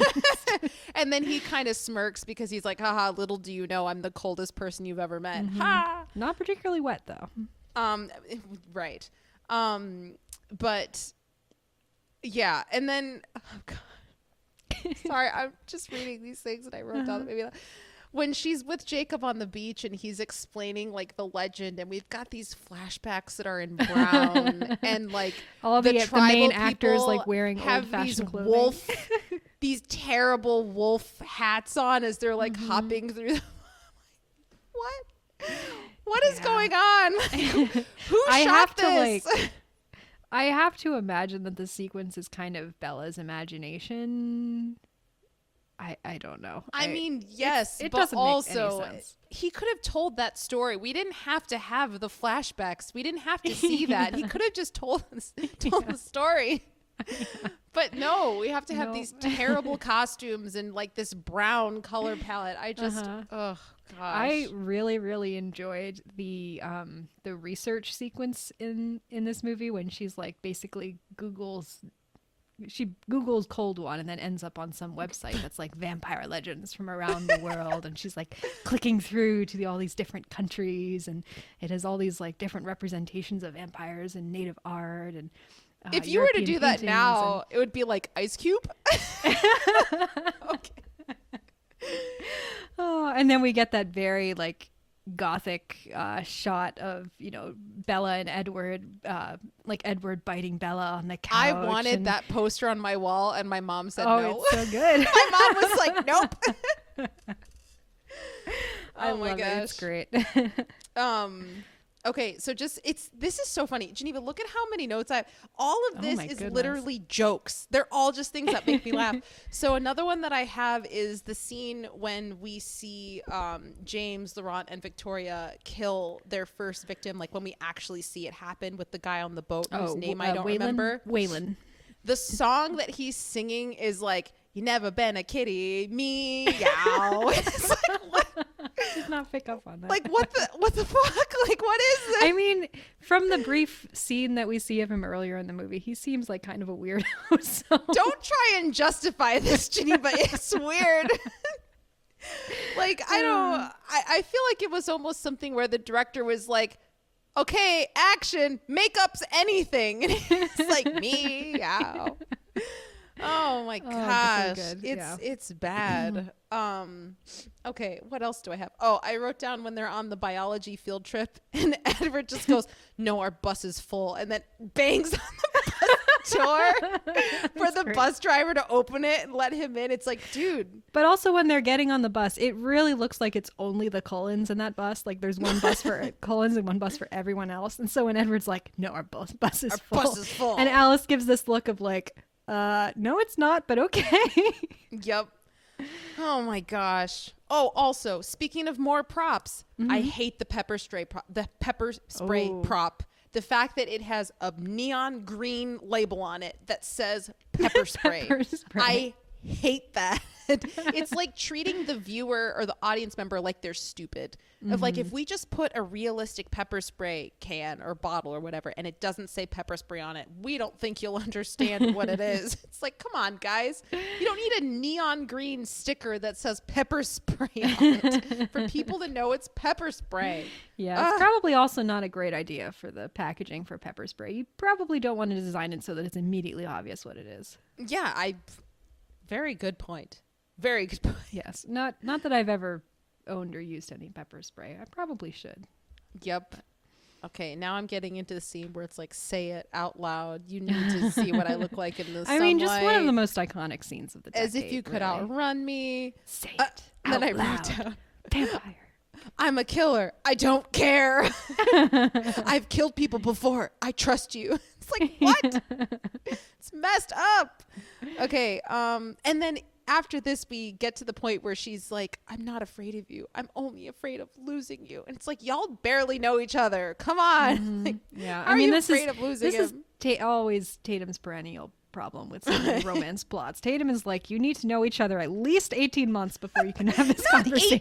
18 months, not 18 months, but this is literally like, we've had I know, it's been like 3 fleeting It's been like a month. conversations. It's purely an infatuation thing of like, I'm fascinated by who you are, and because you're finally giving me this attention that I've been begging for, it's like, oh my gosh, I'm afraid of losing you. It's like, okay, well, you don't even know who it is you would be losing because you don't know who he is. But like, okay, yeah. Although, he can't read your mind. He doesn't know who you are. although he's been pretty clear and open about who he is, and you don't care. He's been clear that he's 108 years old. He's been clear that he will kill people. He's been And has clear. killed people in the past. Yep. So maybe she does know about Bella's just crazy. She's nuts. Yeah. Bella's just yeah. She's a problematic protagonist in a lot of ways. Oh gosh, Geneva. Yes. This is the one that I just it's so bad. So Yes. at the end of this sequence, after they're declaring their love for each other, whatever, and they're in their meadow, that becomes their meadow for the rest of the series. Yeah. The two of We've all them got one. Two of them are laying in the grass staring at each other. And then we get this over the head shot and the camera is slowly pulling back, wider. This whole time, the way that Bella and Edward are laying is completely unnatural. You need to go back and watch that. The way that they are laying is the most awkward positioning ever. It makes no sense. And they're just like, I'm just imagining being on set that day and having the director be like, keep looking at each other. Hold it. don't stop. Keep looking at each other. Like, it's this really long take of them just laying in the most awkward, uncomfortable positions, staring at each other for like a minute. And it's so cringe. It's so That's cringe. funny because I specifically remember that scene and remember thinking how nice I thought the framing of it was. I mean, the positioning, the actual blocking of the actors, it is very tableau. Can you picture how they're laying? Can you picture it? Yeah, because he's on his back, he's kind of legs straight out, and then she's sort of on her arms side. are like this. It's just like, it's so. Yeah, I mean, it is very tableau like it's very clearly designed to be shot from above. Yeah, I just remember thinking that the framing looked really nice because they're kind of off to one side and there's kind of a branch in the foreground, and anyway. But I don't disagree. That must have been really uncomfortable. So uncomfortable. And such a long take. Yeah. And then after this, after they've declared their love for each other and they're a thing now, then we have my favorite scene. They pull up to the high school. Edward gets out of that car. Yes, he's got the sunglasses on. He's got the arm around her shoulder. This is the mode of Edward that I really love. Is like Edward being a little bit more light and fun. Going to hell, like I don't care. I love seeing Edward being a little bit more light and chill, and fun with his like. You know, he's so broody most of the time. And I mean, Robert Pattinson, he's a great brooder, but like it's really nice to see him show some sort of personality sometimes. Well, it's so funny. You say he's a brooder, and then I think of his hot dog GQ sketch. Oh, I want a hot dog. Where do I get my hot dog? Blah. If anyone is not aware of what we're talking about, there's a short film that was released on the GQ YouTube channel of of Robert Pattinson like wandering around New York trying to avoid the paparazzi and find himself a hot dog and slowly having a mental breakdown, and it is so funny. It's the best. Highly recommend looking out for it. I believe it's kind of like. It was like he met up with the GQ like filming crew and they kind of all dreamed it up together. So it's like partially written by Robert Pattinson. I could be wrong about this, but I think it's partly his brainchild. And it's that's just the kind of weird, chaotic sense of humor that he seems to have in all his interviews. From what I know about it, it was literally an idea that he had in his brain and he told his agent about it. And his agent was like, we should make that. And he was like, he's like, no, we're not going to make it. There's no way anyone would watch this. It's ridiculous. And his agent was like, no, we should make that. And then GQ was like, we'll do it. That's amazing. So I think it's 100% Robert Pattinson's brainchild. Wow. Like 100%. Good for him. You should start writing scripts. Oh my gosh. That would be... I'm not even going to get into the whole Robert Pattinson thing, how many interviews I watched at this time. Robert Pattinson, if you want someone to direct your scripts, you can email us at yourbaitbon@gmail.com. Yeah, I'm not even going to get into like all the interviews he did at this time of him talking about how he drove a car without windshield wipers, about how he lived in a dump, about how he didn't know. I'm just like, how did you not die? Like I just don't. How do you keep yourself alive? Anyway, okay, so oh my gosh, these are just literally all things. Let me just list off the rest of the things that I find funny, and then I want to talk a little bit about just a little bit of the problematic messaging of this, and then we can be done. Because I promised Geneva we would watch our time because we don't want to have an over 2-hour episode. So I'm just going to kind of quickly go through the last few things that I find funny. First one, them climbing the trees. I can't. Always funny. Same as the fast running. The tree climbing effect is just it's so terrible. Bad. It's terrible. Yeah. I will say I really liked the shot though, the sort of circling shot of the two of them up in the tree when it sort of it moves out and you see the tree overlooking like the mountainscape and the lake and everything, and I was kind of like, it's a pretty good shot. Like, how did they... I'm assuming it was like green screened on or something like that, but I don't know. It looks pretty convincing. It was pretty nice. There's a lot of circling shots. There's a lot of circling shots. Movie. I noticed that too. A lot of them. Very curious about the reasoning for that. Yep. Okay. Then I wrote down, I've been watching you sleep the last couple months. Yep. Weird. Nice and normal. I don't know what you're talking about. Not weird at all. Super weird. I feel very protective of you. Gosh. But also 14-year-old me is like, ooh, protective of me. Cool. You can protect me anytime.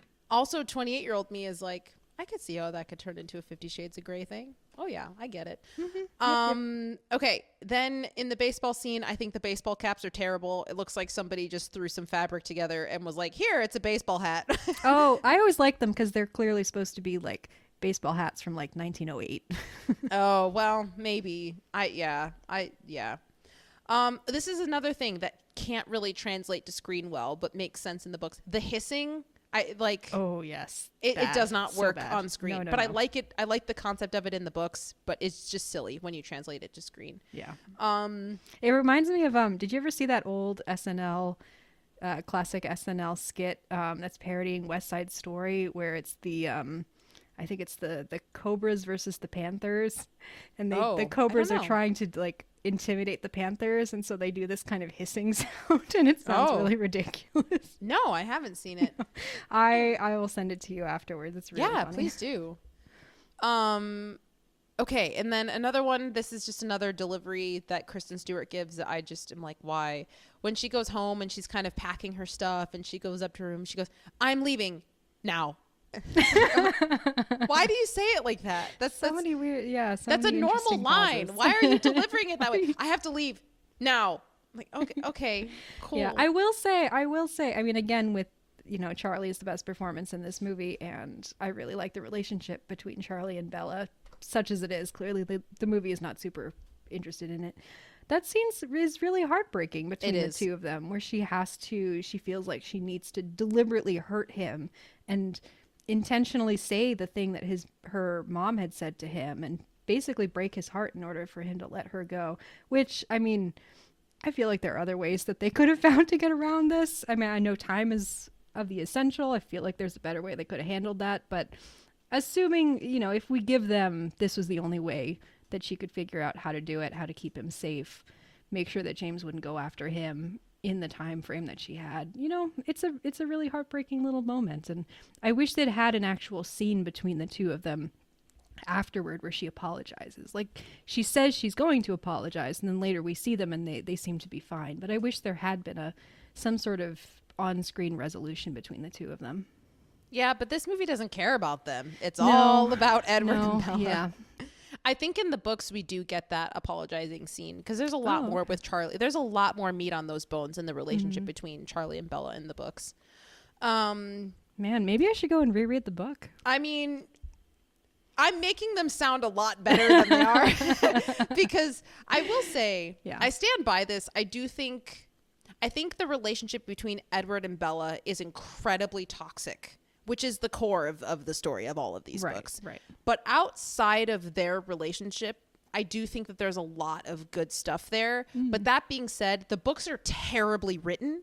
So it's like, even though there's some good storylines here, because it's almost intolerable to read because of the sentence structure and the vocabulary, it's like, I don't know.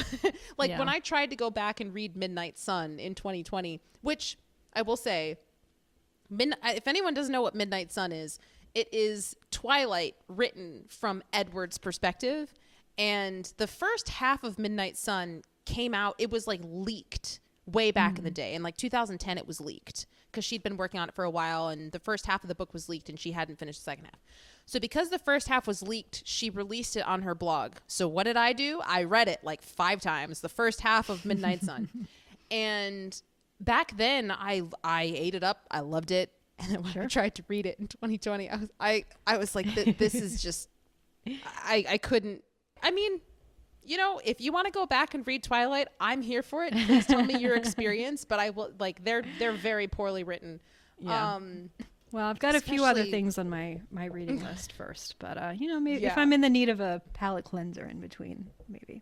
It's which, by the way, just speaking of Midnight Sun, can we just take a minute to appreciate how funny it is that not only was, and I apologize if there are any 50 Shades of Grey fans out there, 50 Shades of Grey is like a terrible fan fiction ripoff of Twilight, and then Midnight Sun is leaked, and then the author of 50 Shades of Grey decided to then write her own like ripoff of Midnight Sun, and that which got published.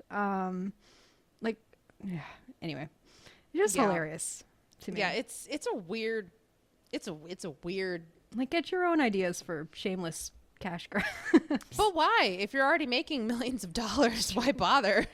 Yeah. Okay, so just a few final things here, and then we can move on. But so this scene always makes me laugh too. It's when James is running through the forest trying to track them, and then he realizes he's going the wrong way. He like bangs the tree and turns around. It's like, ah!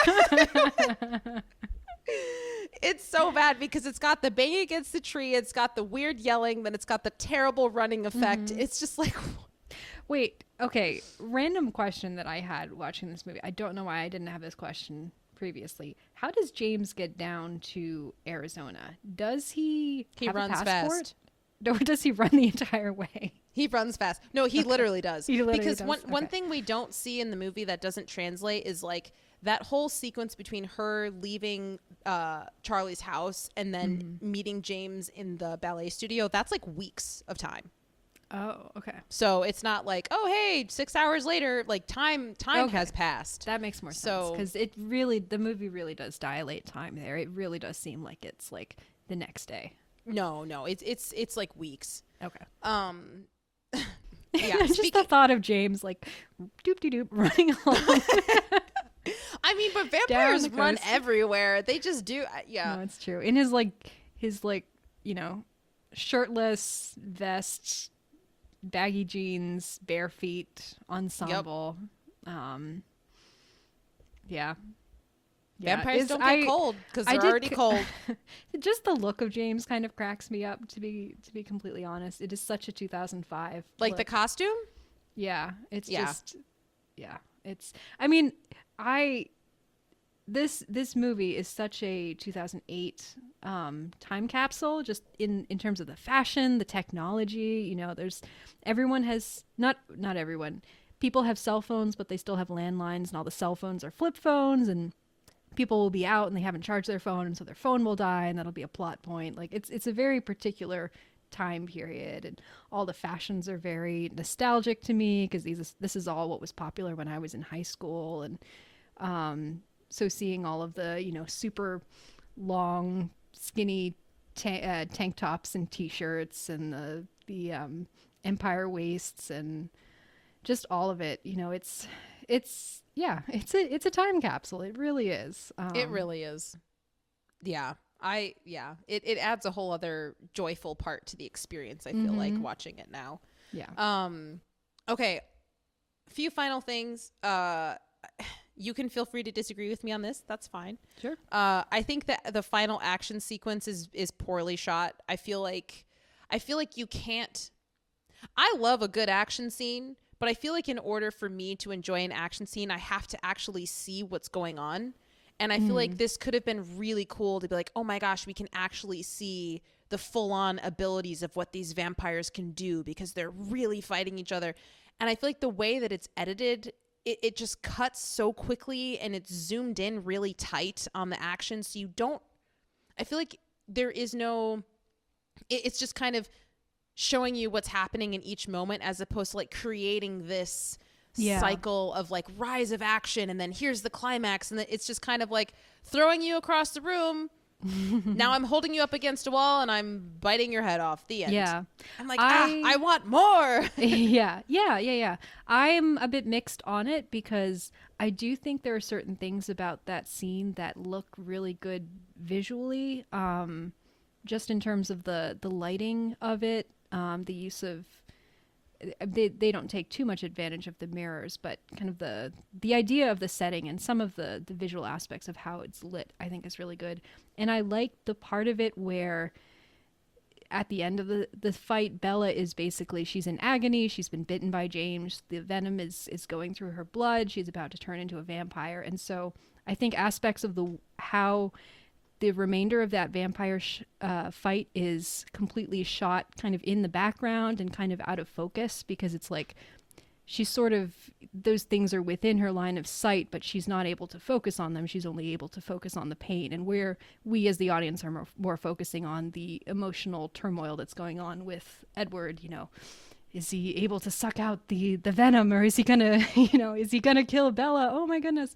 So I like that aspect of it, the way the actual climax in a sense. The actual disposal of the villain happens in the background is nice.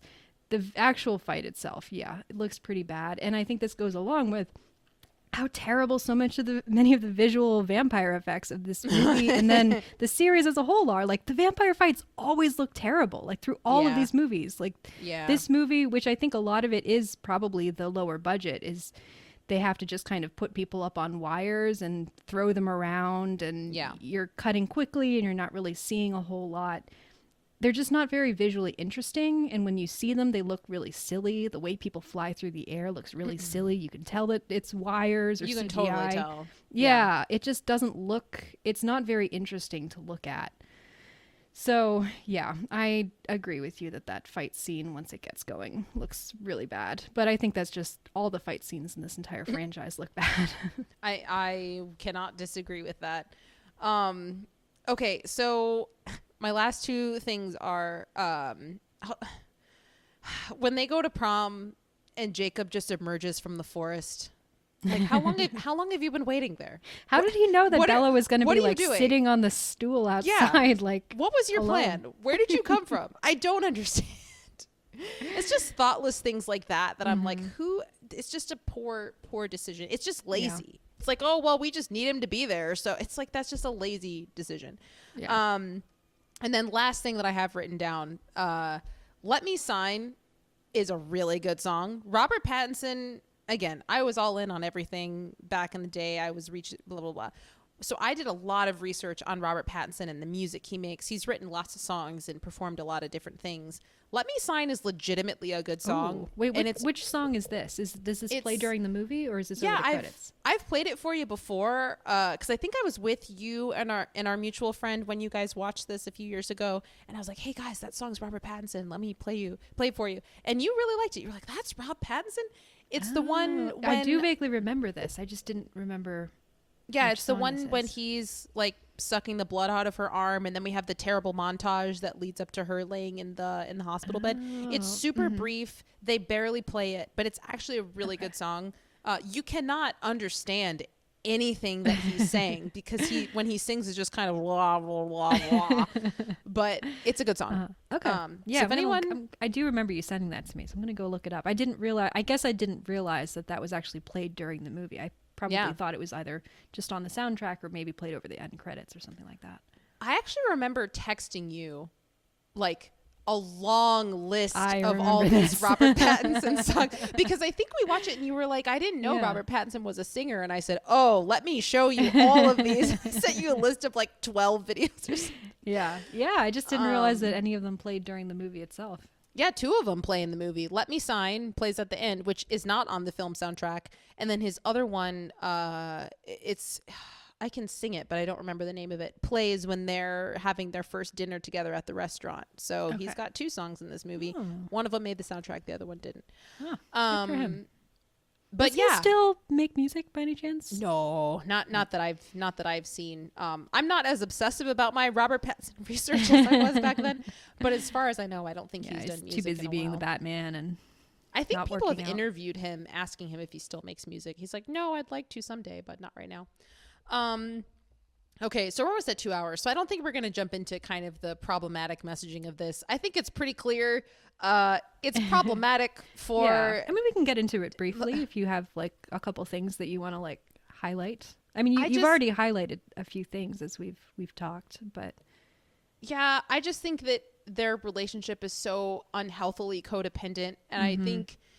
I don't think we fully get a grasp of that until New Moon when Edward this is the leaves. Thing. If we ever do an episode on New Moon, literally like, that's suicidal, and Edward is also literally suicidal, and it's like this is not good. I mean, I've been through a breakup before. I get it. Breakups are rough, but this is not healthy. And also this dynamic of like the reason I'm attracted to you is because you want to kill me so badly. It's just this weird. It's this weird twisted thing of like, you love me more than you want to kill me. And so that's how deep our love goes. It's like, well, you shouldn't have to prove love through that. Also, a lot of the abstinence I should hope that he doesn't want to kill anyone, regardless of whether he I know. Yeah. Like it's Also, the fact that he doesn't abstinence kill their messaging- biology teacher is not a sign that he the depths of his love for their biology teacher. You don't know Sorry. that, Geneva. You don't know that. That's make another fan assumptions. fiction that probably exists somewhere. Probably. Sorry, go ahead.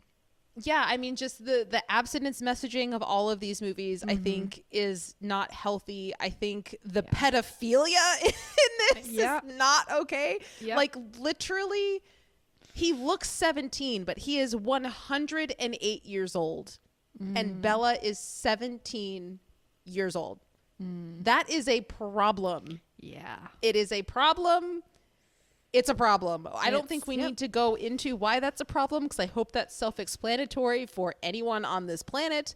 But it's a problem. And I think it's kind of twisted how Stephanie Meyer tries to make it okay because he looks young and he looks hot. It's like, actually, this is really wrong. For me, in terms of age gaps, that once someone is an adult, you know, their brain has stopped developing basically, and they're able to make adult and rational choices.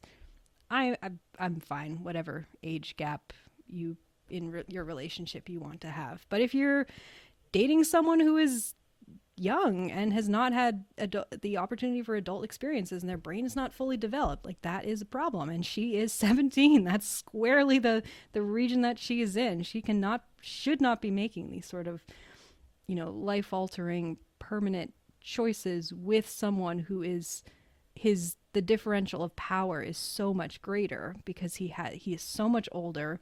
He's strong and he's wealthy and he's, you know, and he's not using these things in any way to hurt her, but it's creepy. It's problematic. It really is. It's predatory. Yeah.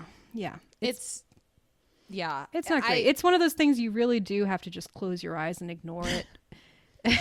Yeah. and let the, you know, allow yourself into the fantasy, but in any sort of real just be world like, he's context, 17. It's fine. He's 17. Bad. Yeah. And it's interesting because I remember when I first read these books, I was 100% in on the debate of Team Edward, Team Jacob. I was 100% Team Edward. Now I am totally Team Jacob. Like, you guys have a solid friendship. You guys go back. You're the same age. It's it's not an obsessive, codependent love. It's like a genuine, we get along. I think I like you kind of love. I think Jacob's obsession with her is problematic in its own special ways. I don't know. I'm very much I feel like his is a teenage infatuation as opposed to like a, but it's I also cannot gets into live that sort without you. It gets like, into that nice guy, like, I know what you really want and I'm what you really want. Like, you don't know. Like, I'm the guy for you. You just need to see it, you know? It's I don't like either all of it them. is bad. All of it's bad. I am team Bella needs to go to college and she needs to date a couple people and she needs to, you know, get a wider sense of the world. And then when she's 25 and her brain has stopped developing, maybe Edward will still be there and maybe they'll still be into each other. Geneva, you know what that means? That means you're Team Edward, because that's what Edward wants for her. Edward literally pushes for her. He's like, I want you to go to college. I want you to stay away from me. I want you to have this life experience. I don't want you to become a vampire. I want you to live a normal life. Well, so you're actually Team Edward. Yeah. Well, at least that shows that Edward has her best interests at heart, even though neither of them follow through on it. Ugh. His instincts, I guess, are good. Yeah. Anyway, okay. I'm going to cut this short because I don't want us to go past 2 hours. So I'm just going to quickly go through a few things here. I loved looking up awards and reviews for this. I thought it was a lot of fun because this is the first movie we've talked about, I feel like, that isn't, you know, this very highly, you know, it's not, it just. Are you saying the reviews for this were in it's stellar? It's for a young adult audience and everyone knows that that's what it's for. And even the people who review it know that that's what it's for. So it was an interesting study. But so this movie has a 56 on Metacritic. It has a 49% on Rotten Tomatoes, but it has a 72% audience score. So, and then for the awards, surprise, surprise, it was not nominated. I would be very curious. Sorry, if we ever do other movies in this series, I'd be very curious to see like how the Metacritic and Rotten Tomatoes score and audience score compare as the series goes on. Because I feel like the first one is always really interesting because it sets the tone for everything else, but then it's also calibrating the levels. And so you might have other ones where it's like, well, this is worse, but it's rated better, or this is better, but it's rated worse. Anyway, sorry. Continue. I could predict the audience scores based off of me living in that time period and knowing how it was received, but the critics, I don't know. Yeah. Okay, so obviously this movie was not nominated for any like Golden Globes or Oscars or anything like Shocking. that. But it was nominated and won lots of Teen Choice Awards and lots of MTV Movie Awards. So I'll just go through them super quickly.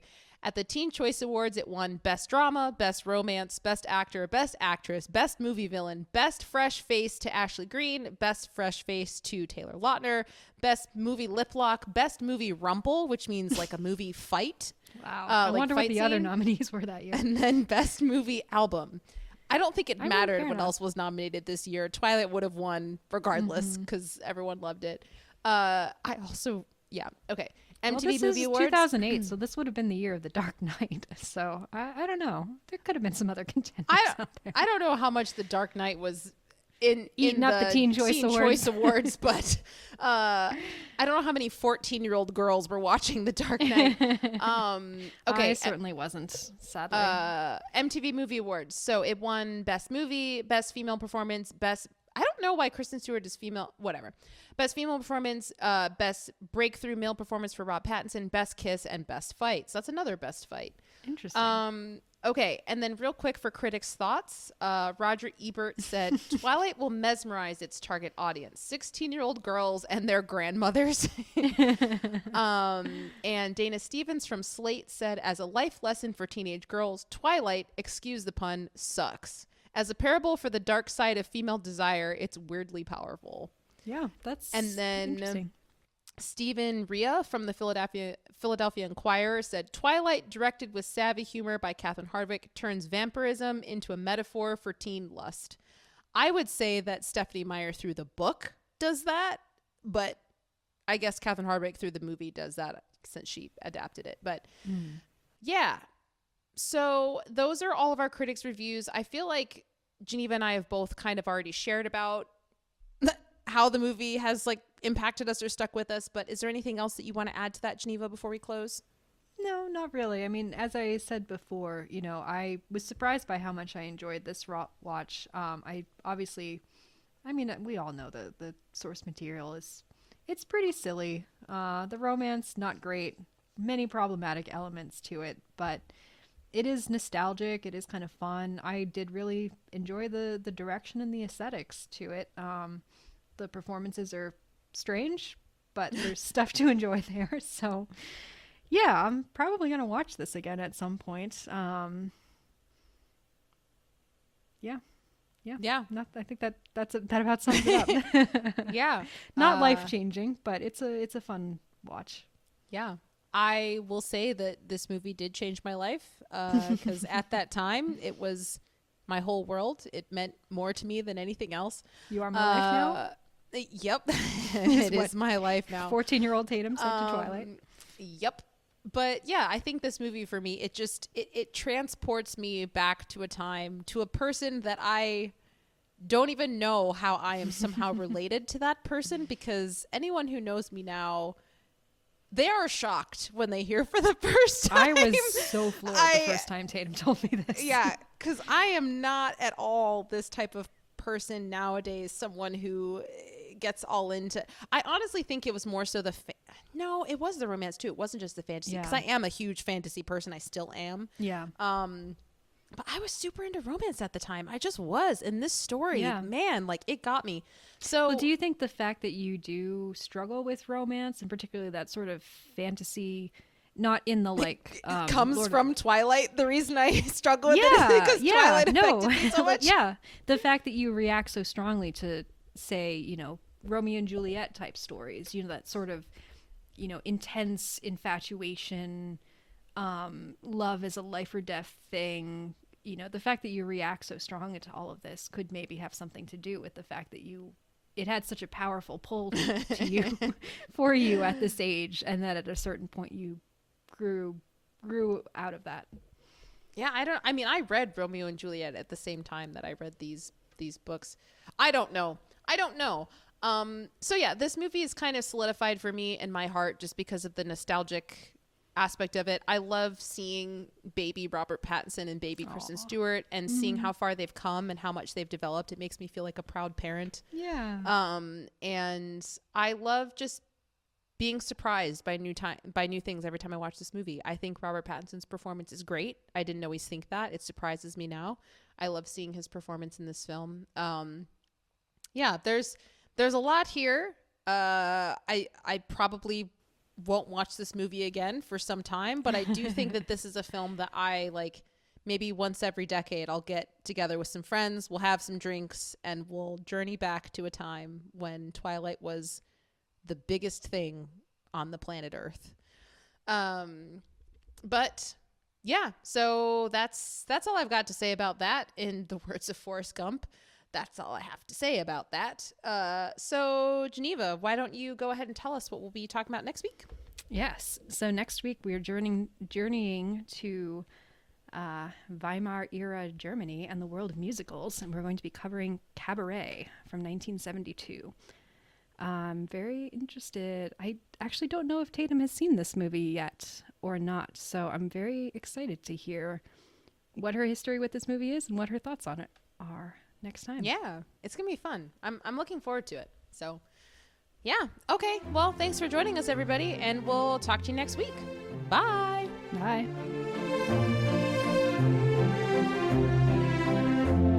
Thanks for listening. If you want to get in touch with us, you can email us at yourpickpod@gmail.com. Hit us up, Robert Pattinson. Our theme song was composed by Joel Rushton, and our podcast graphic was designed by Kara Shin.